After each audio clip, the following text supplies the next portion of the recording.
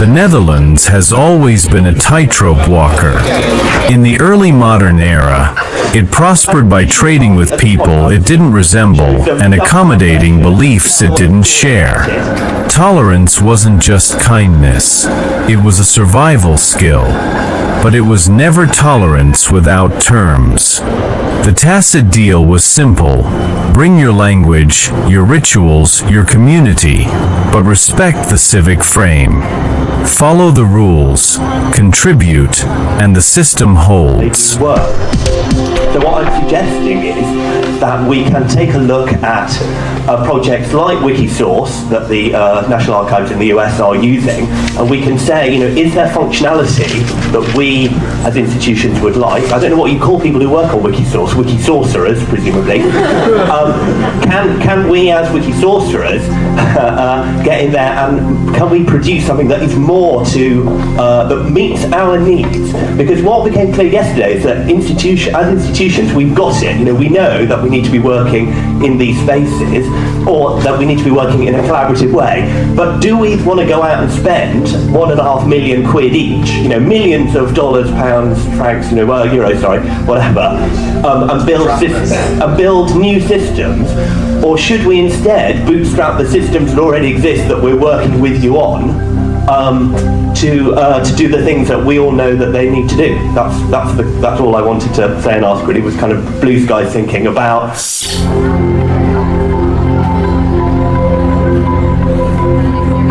How did one of Europe's most liberal societies move from celebrating difference to arguing about borders, identity, and belonging? The answer doesn't fit into a slogan. It sits in housing lists and classrooms, in neighborhoods and night shifts, in words like integration, belonging, and fairness. To understand the Dutch present, we have to see the Dutch deal, the unwritten rules that kept freedom and cohesion in the same room, break down piece by piece.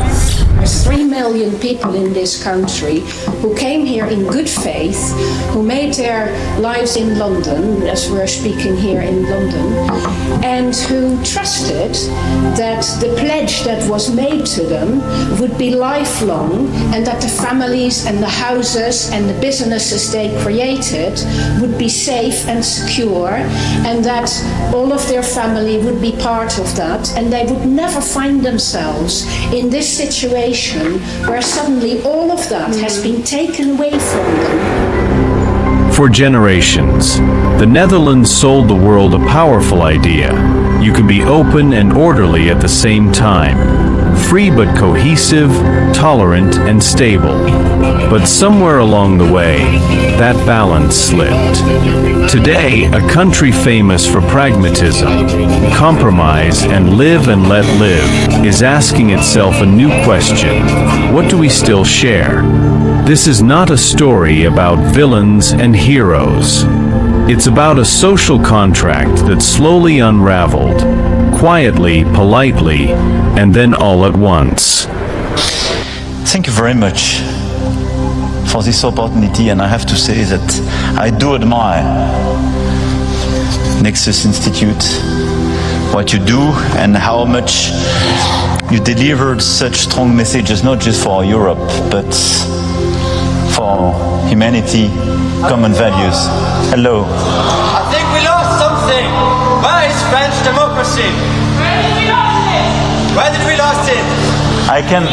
I can answer this question if you give me some time. The Netherlands has always been a tightrope walker. In the early modern era, it prospered by trading with people it didn't resemble and accommodating beliefs it didn't share. Tolerance wasn't just kindness, it was a survival skill. But it was never tolerance without terms. The tacit deal was simple. Bring your language, your rituals, your community, but respect the civic frame. Follow the rules, contribute, and the system holds. I can answer this question if you give me some time.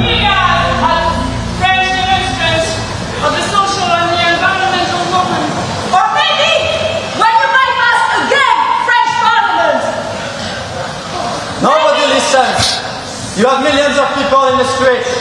Conventions of climate has been put aside. What can you say when you talk about Europe? Do you allow me to answer?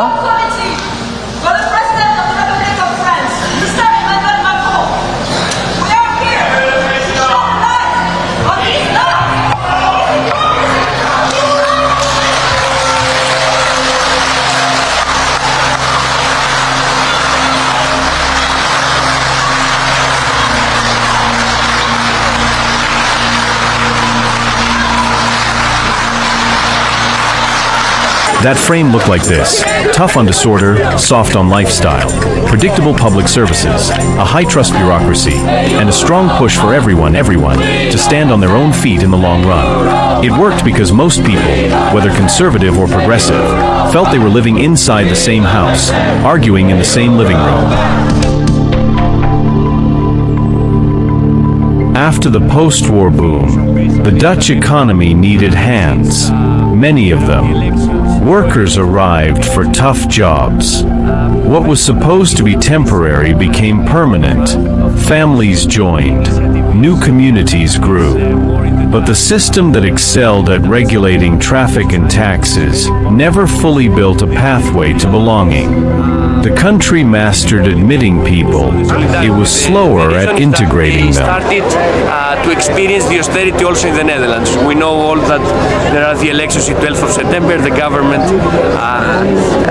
fell down, and I think that this is the secret of this effort, that we have to keep in a pan-European level struggling against these policies and neoliberal policies of austerity in all the Europe,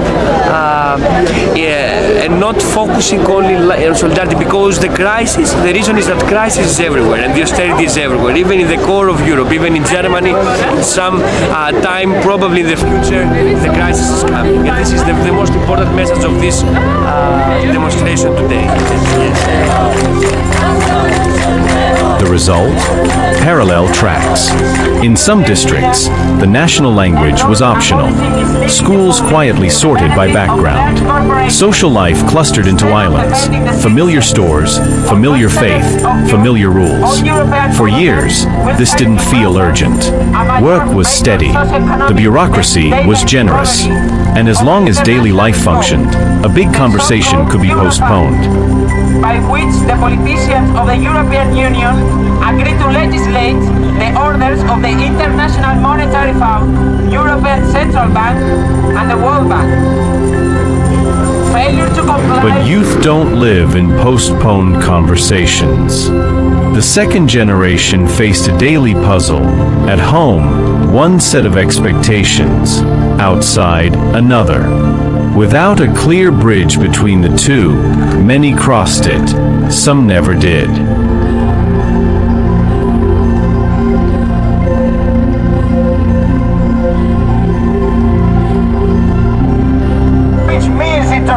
The Dutch system is famous for its spreadsheets, costs, benefits, outcomes.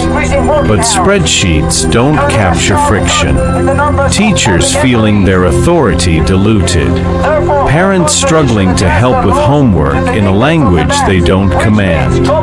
Small insults that add up. Young men who don't see a rung on the ladder with their name on it. Residents who feel their neighborhood's culture flipped so fast they no longer recognize it. The retirement age will be delayed in all the countries in accordance with life expectancy. When the conversation stays taboo, resentment grows everywhere. Longtime residents feel imposed upon. Newer residents feel judged and unheard. Politicians talk in abstractions. People live in specifics. The wait time at the clinic, the rules at the public pool, the sound outside the window at midnight, the job you couldn't get because your Dutch wasn't native enough, the rental you lost to someone with better connections.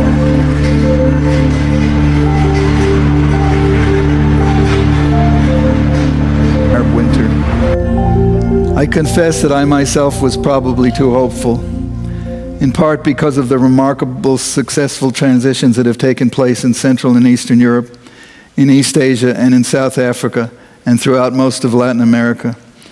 and even in northern Iraq in the region called Kurdistan that was liberated from Saddam Hussein's control in 1991 and has developed positively since then. It will be many years before we know the true results of this upheaval, but the West, and particularly Europe, has a very large stake in the outcome, and it is important to remain engaged. Libya need not have turned out the way it is today if the West had engaged actively after the fall of Gaddafi. At that time, the population was very pro-Western because of the assistance the West had provided during the revolution. And the first two elections in post-Gaddafi Libya were victories for the moderate parties. But instead of providing support to the new authorities so that Libya would have effective security forces or organizing some kind of international peacekeeping force, the West walked away and left it to the Islamist militias, which are now effectively ruling the country.